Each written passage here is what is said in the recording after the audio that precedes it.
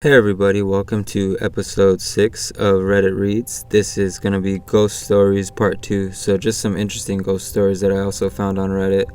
Hope you guys enjoy. Let me know what you think. The creepiest thing that ever happened to me on a rainy morning. Paranormal. This happened around 3 years ago. Back then, I used to go to my physics tuition alone. The tuition was pretty far from my house, so it took me around 30 minutes to go and come back. That day, it had been drizzling since morning. I don't know why, but the whole atmosphere felt strangely creepy from the beginning. Anyway, I left home around 6:30 a.m. for tuition. The class ended around 9 a.m., and when I came outside, it was still raining lightly. So I started walking back home. To be honest, my mood already felt weird that day for no reason. While walking, I kept looking around, but I barely saw any familiar faces. Everything felt oddly unfamiliar, even though it was my usual route. Eventually, I entered my locality. It was still raining. Then suddenly, when I looked to my right, I saw a man standing in front of a fish stall with his back turned toward me. He looked exactly like an uncle who lived a few houses away from ours. I thought maybe he was buying fish. And honestly, I remember thinking to myself, finally, I saw someone familiar. Then I just continued walking and went home. While entering the house, I noticed a small crowd gathered across the road, talking about something. I didn't think much of it. I kept my bag down, washed up, and sat down to relax. A few minutes later, my mother came and said, "Did you know that uncle died last night?"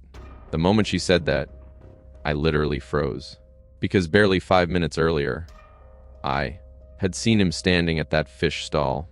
So if he died the previous night, then who did I see? Even today, I don't have an explanation. Maybe the person standing there only looked similar to him from behind, but still, it never felt like a random mistake to me.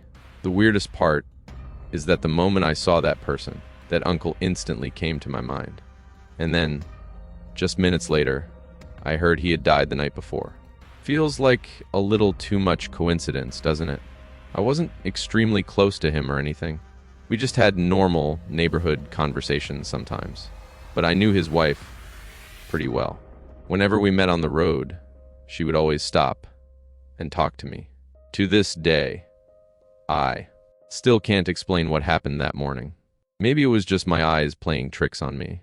Or maybe it was something else. Has anything like this ever happened to you guys?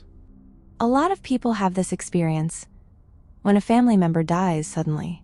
I think we are all connected, so we just know when something happens. Everyone is psychic. We have just forgotten how to tap into it and trust our intuition. I agree. I am in the camp that children are more connected to this intuition, and it gets weaker as we perceive the grounded world. I've had similar experiences to Ope. We're all connected. Long story short, my father and one of his detective buddies are pretty close. My father's buddy went on a vacation with his wife and young daughter. While on vacation, he kept getting notifications from his baby monitor app that motion was being detected. He has had strange things happen in the home, but nothing that screams ghost. Casual things being missing, and found later right where he already checked. House noises in the middle of the night. Anyways, he was at a dinner with his wife and baby girl and decided to check the app. The motion detection captured this picture. Nobody was supposed to be in the house. Yet there is what appears to be a little girl ghost in his daughter's room. He instantly called my dad and asked him to search and clear the home. My dad obliged and ended up going to the home and found absolutely nothing. No creepy noises, nothing, just an empty house. My dad's friend didn't waste any time and instantly spent the rest of the vacation house shopping and moved a week after getting back. My dad, who is not the biggest ghost believer, even found this picture unsettling. Let me know your thoughts on this in the comments. My dad hates when I bring this story up for some reason, and it's been on my mind lately, so I thought I would share it on here. Nah, the mouth. Also, what's really unsettling to me is it looks to be crouching with one knee to the chest. I don't mess with this. Right. I don't think that's a little girl. Watch the cross in her hand as she prays over this room that the nurses say is haunted.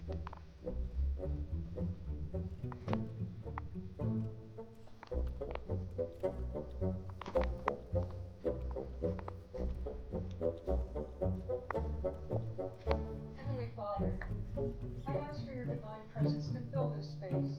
May your love flow brightly through every room, cleansing this home of any negativity, fear, or unrest. Let peace flow in every corner and build the foundation of every wall. Bless this home with your protection, surrounding it with your angels, and shielding it from harm and evil.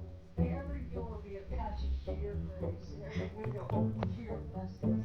In Jesus' name. It's always so strange to me that Christianity, being one of the youngest religions, gets this much demonic attention.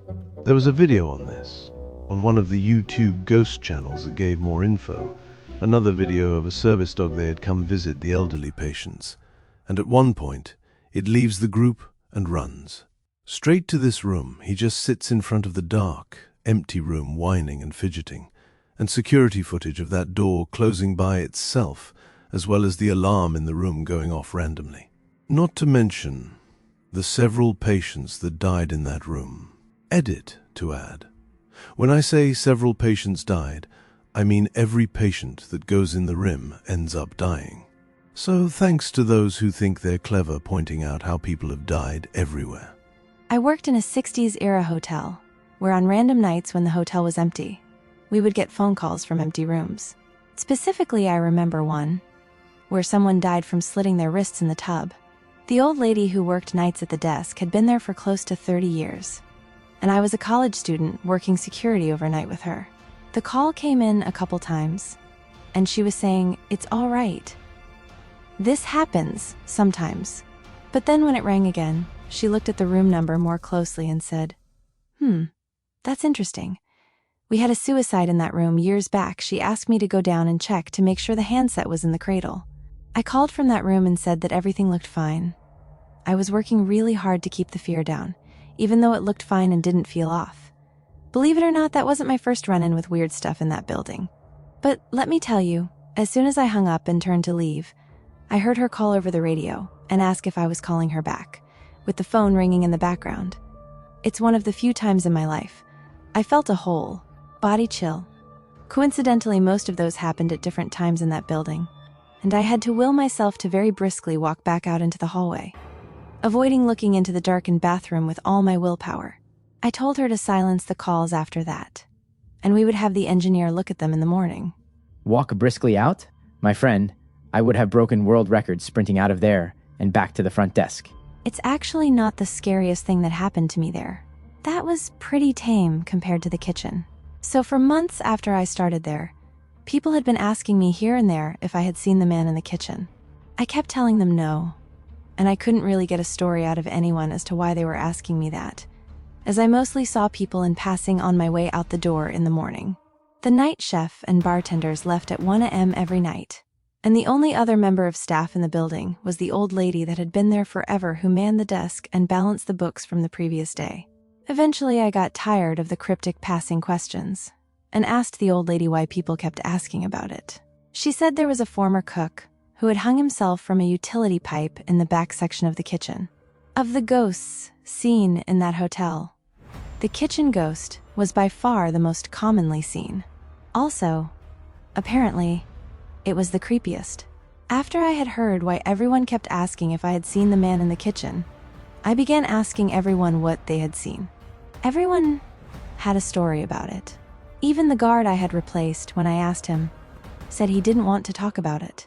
This was despite the fact that he had previously staunchly proclaimed he didn't believe in all that ghost story bullshit.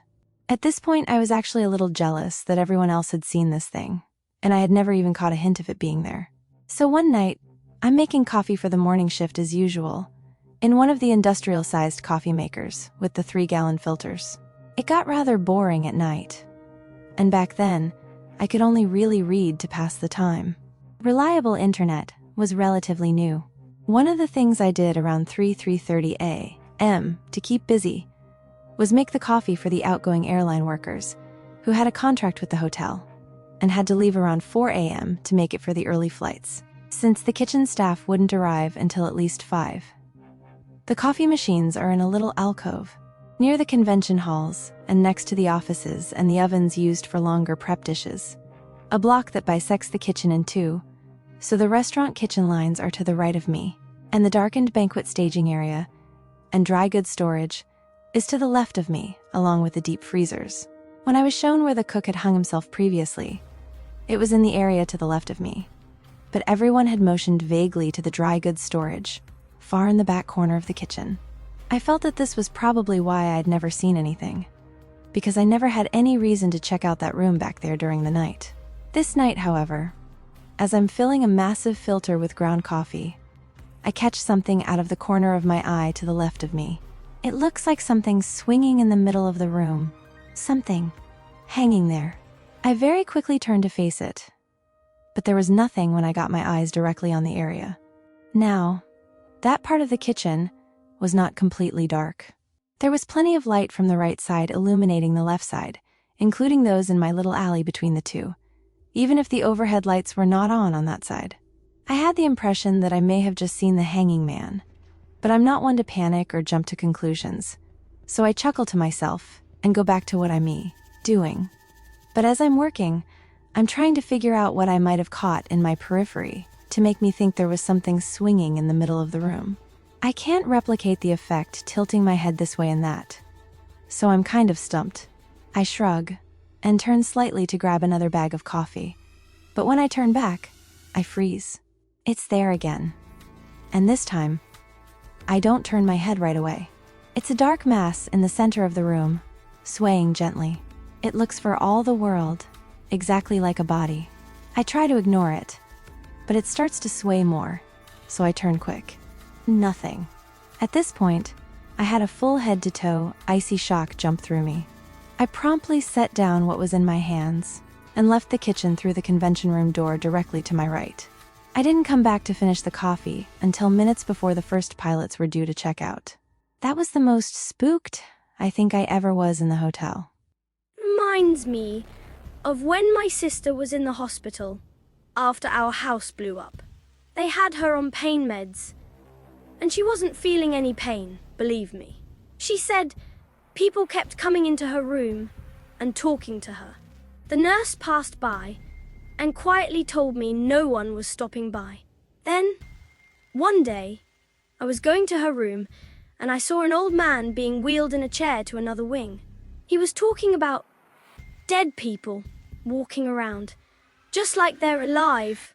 I don't know if he was irritated by this, but he did seem upset. It just struck me as funny that 2 different patients talked about seeing people no one else could. But my sister has also mentioned seeing people not there before, even when she was perfectly sober. When you're sleeping, and somebody calls your name as if to wake you up, but nobody did in waking life. Paranormal.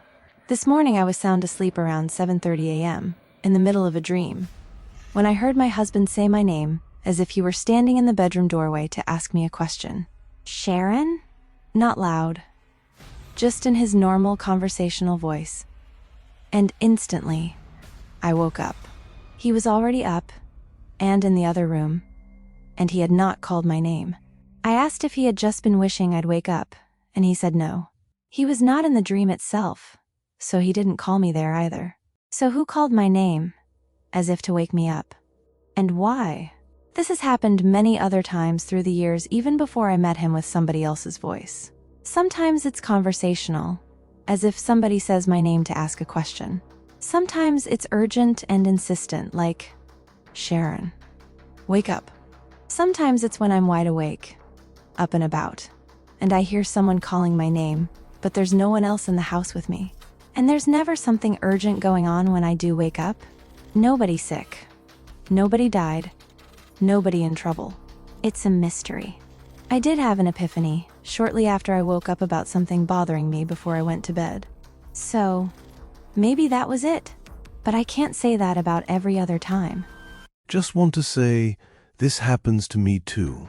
Yes. A month ago, I heard someone say my name loudly, twice. A woman's voice. And it happened a few weeks before that one too. A woman too, but different voice. Last year I was dreaming and heard a voice urgently saying, "Wake up, wake up, wake up." I wanted to keep sleeping and it was hard to pull myself awake. Like you, absolutely nothing was wrong. I hear random sentences the same way when I'm not quite asleep. Last night someone clearly said, "Hey, give my shirt back." If there truly are other dimensions in our same space, maybe we're seeing and hearing bleed through. Or, if it's true that we're actually living different lives in different timelines all at the same time as ours, maybe we're experiencing bleed through from that. I've had that same thought. I always feel like I'm living some alt timeline in my dreams. They are very detailed, complex, and realistic. Hypnagogic or hypnopompic hallucinations happen as you fall asleep or wake up. They are common and usually harmless. They do occur more often if you're sleep deprived or stressed. Not sleeping, but many years ago, my late wife, a newly diagnosed epileptic at that time, was taking a bath and I had the stereo cranked up loud when above the noise I heard her say, "Help! Help me!" So I was rushing there and she was face down in the water. So I lift her face out and hold her head up until her seizure was over. Thankfully, okay. The crazy part of this was I heard it in my mind as the music was so loud, there's no way I could have heard it from 3 rooms away. Led Zeppelin's "In My Time of Dying" was the song playing. Crazy. This happens to me too. I'll hear my husband shuffling around in the house, or see him as a shadow figure in the doorway talking to me, even though he's gone at work. I personally think these are hypnagogic hallucinations just because of the mundane nature of the illusion. I can easily see my wires getting crossed and expecting usual household noises. I have a theory that what people see as Hatman-type figures is really just their parents or household members that they're pulling up grainy images of. But if it was genuinely something I've never seen before, like an alien, I would give it more credence as an actual anomalous experience, not discounting yours. You know what you saw, and you don't have to subscribe to any explanation you don't believe in. Hi guys, I just want to add my own personal story. I also would experience this a lot growing up. When I was little, I spent a lot of time with my grandmother's older sister, and she was like another mother to me. She would babysit me when my mom had night classes, and she was my mom's boss at work when I would go with her. When I was 6 years old, she passed away in a bicycle accident involving a drunk driver. She was a leader and backbone of the family, and it was hard on everyone when she passed. But from ages 8 to 17, whenever I would be up late stressing or having a hard time sleeping, I could hear her faintly calling my name. I can still hear her voice and recognize it instantly, and it was almost always her. Her tone was always a calm, reassuring one, like, "Anthony, calm down, it's okay." I only ever heard my name, but it was always strangely comforting. So I just wanted to share that I have gone through this as well. Always felt like it was a supportive and loving spirit. Alright, and that concludes episode 6 of Reddit Reads. Thanks again everybody for tuning in, and I look forward to seeing you in the next one.